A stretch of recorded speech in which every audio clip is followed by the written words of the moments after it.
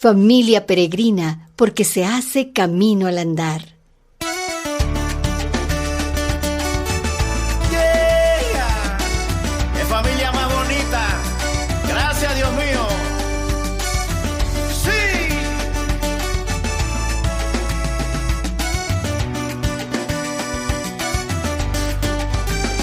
Una familia peregrina con una misión, compañera de caminos, de alegrías y dolor, gritando a pecho la esperanza de la nueva conversión. Una mano extendida es tu iglesia.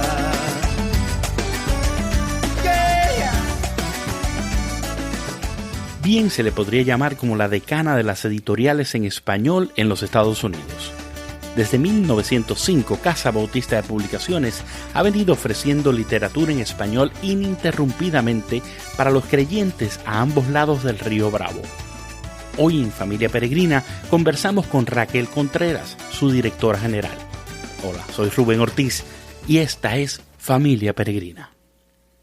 Gracias, Raquel, por este encuentro que estamos manteniendo aquí en Familia Peregrina. Tú eres una de esas peregrinas del camino que nos ha sido de guía para muchos y muchas que te escuchamos y hemos visto en tu liderazgo desde tu precioso país Chile hasta también los Estados Unidos y toda América Latina, porque nos hemos encontrado en más de un lugar en las historias de este camino, ¿no? Así que gracias por la oportunidad de conversar y traernos un poquito de noticias sobre Editorial Mundo Hispano. Y eso se dice Editorial Mundo Hispano y Casa también. Y Casa me fascina porque para aquellos peregrinos que andamos en el camino siempre es necesario tener una casa, una casa donde llegar. Cuéntanos un poquito de la historia de esa casa, que tengo entendido que es una casa que tiene muchos años. Sí, bueno, la Casa Bautista de Publicaciones siempre ha sido la Casa Bautista de Publicaciones.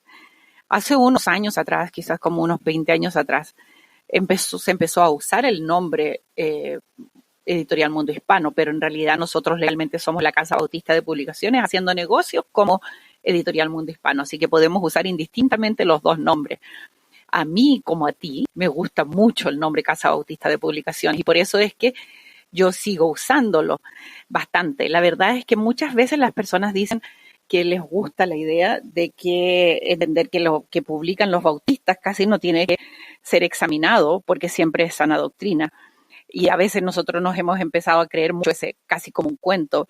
Pero la verdad es que es así.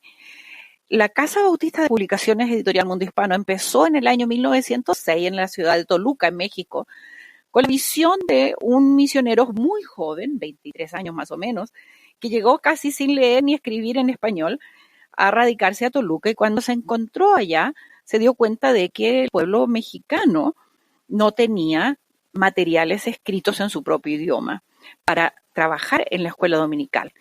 Entonces él se abocó a la tarea de buscar personas que le ayudaran a traducir los materiales estándar del Sunday School Board, de la escuela dominical de Estados Unidos, y luego vino acá a Estados Unidos, se compró una impresora pequeña que pudo instalar, fíjate que en la cocina de su casa, ahí en Toluca, y ahí empezó a imprimir las hojas para los materiales de escuela dominical.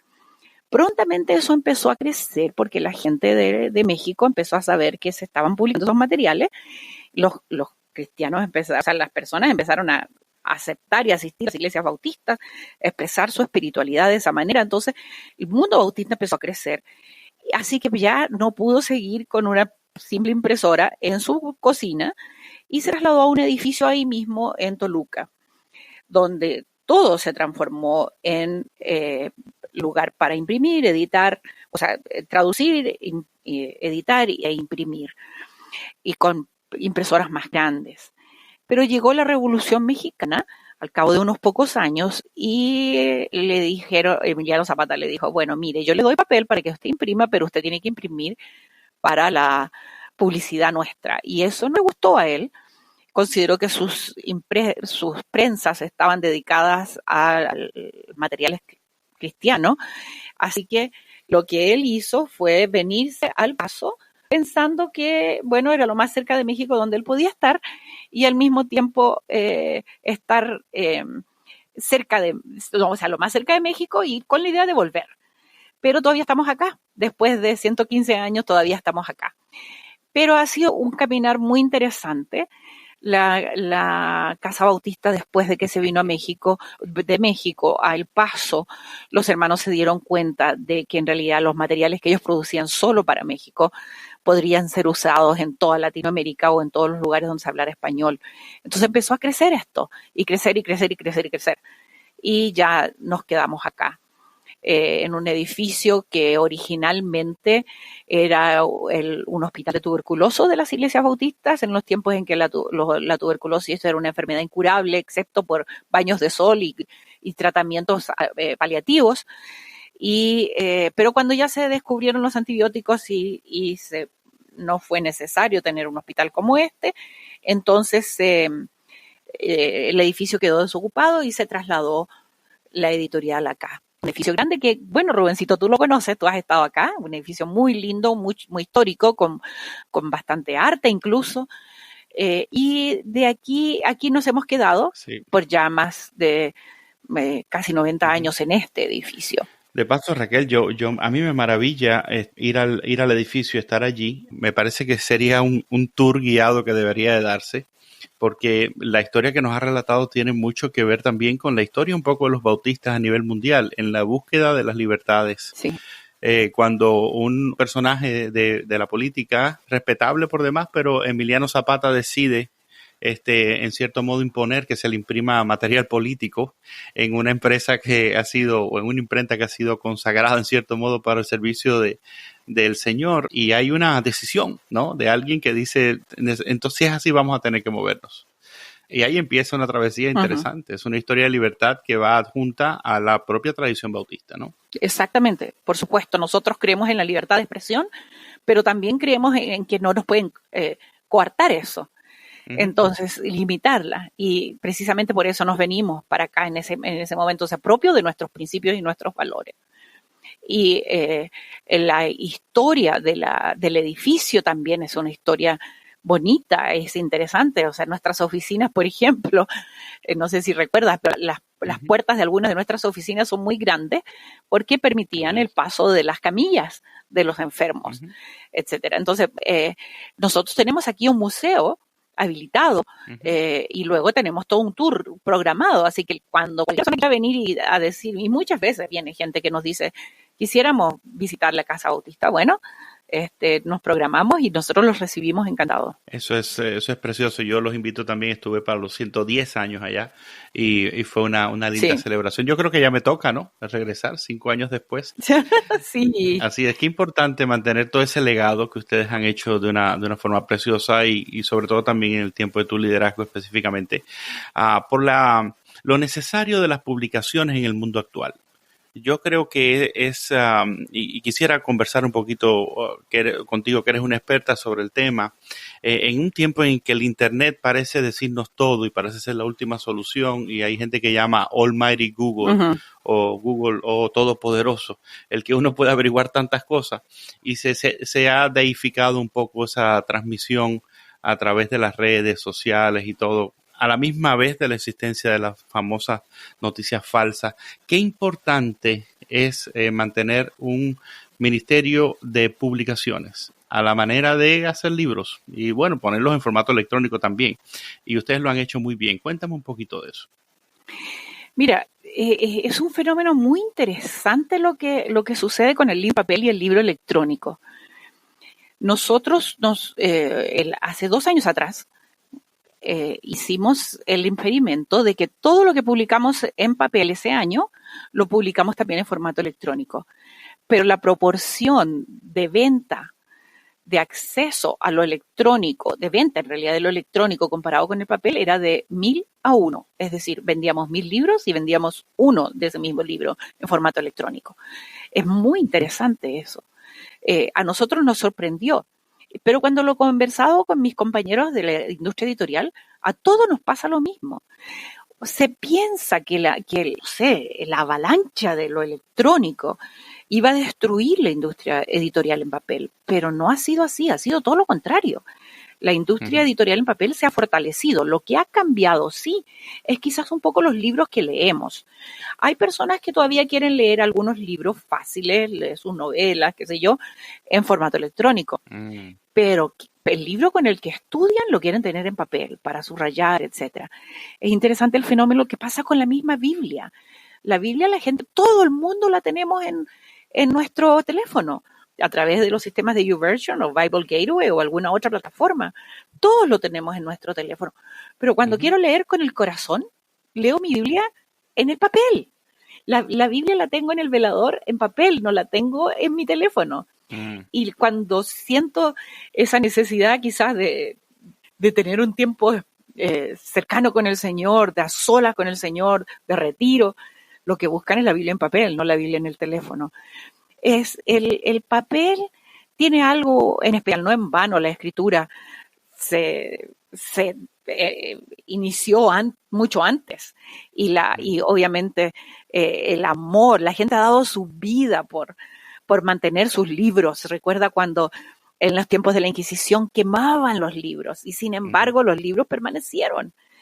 Hay algo en el perfume del papel, hay algo en la tinta que nos enamora casi románticamente y que nos obliga a permanecer.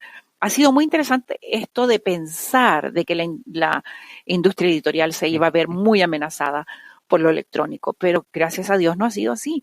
Nosotros vendemos hoy quizás más de lo que vendíamos hace 3 años atrás o 4 años atrás en papel. La gente todavía, pero lo que sí ha cambiado un poco es lo que la gente lee. La gente quiere tener libros de más bonita presentación, quiere tener libros más profundos. Un libro que sé que voy a mirar una sola vez, quizás no me interesa tanto en papel, lo prefiero tener en formato electrónico. La dificultad que tenemos, sí, es que la gente lee menos. De hecho, lee mucho menos de lo que lee antes. Quiero tener un libro grueso, pero quiero terminarlo inmediatamente. Es el fenómeno del Internet, ¿no? O sea, necesito una información, voy al Internet, al Mighty Google, como dices tú, y en 5 minutos resuelvo medianamente mi problema. Creo que lo que me dijo el Google es verdad y lo asumo.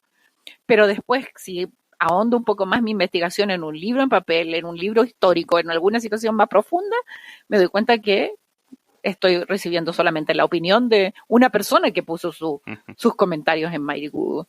Es interesante ese fenómeno. ¿Verdad? Hablabas del papel, hablabas del olor, hablabas de los órganos, los sentidos, ¿no? La importancia de poder tener una experiencia completa, de estar, también de estar presentes, ¿no? Cuando uno está un poquito en un formato electrónico, puede ser que la mente divague o tenga la tentación de ir a otros tipos de aplicaciones y demás. Cuando uno tiene el libro en la mano, tiene el libro en la mano y punto. Es interesante como algunas librerías están cerrando, y sabemos muy bien, aquí en Estados Unidos, una gran cadena de librerías cristianas cerró, 2 en realidad grandes cadenas de librerías cristianas cerraron, pensando que no tienen clientes, pero en realidad no es así. A la gente le gusta ir a la librería. Ir a la librería le produce esa paz y esa tranquilidad. Leía precisamente ayer un artículo del New York Times donde habla de que las librerías están rearmándose para hacer, obviamente, bueno, ya teníamos las librerías con el café, ¿no? Pero en otros países incluso están abriendo librerías, como en Japón, que tienen lugares donde la gente puede ir a dormir y va a dormir un rato en la noche o durante el día y leer sus libros y volverlos a poner la gente está tomando me reía porque dice que, ¿recuerdas esa película Nothing Hill de Julia Roberts que transcurre en una librería en Londres? Dice que la gente quiere ir a esa librería para casarse, incluso hacer sus ceremonias ahí. O sea, muy interesante el fenómeno asociado que ha traído el resurgimiento del libro de papel con las librerías. La gente quiere una experiencia ahora. Bueno, es el mundo, esta época de nuestra vida, es que todo el mundo quiere una experiencia. Y la librería te ofrece esa experiencia ahora. Es que tú vas ahí, que te sientas, que escuchas música, que puedes hojear el libro, que puedes decidir lo que quieres, que puedes tomar una taza de café, que puedes conversar con alguien que leyó quizás el mismo libro y que te lo recomienda, etcétera.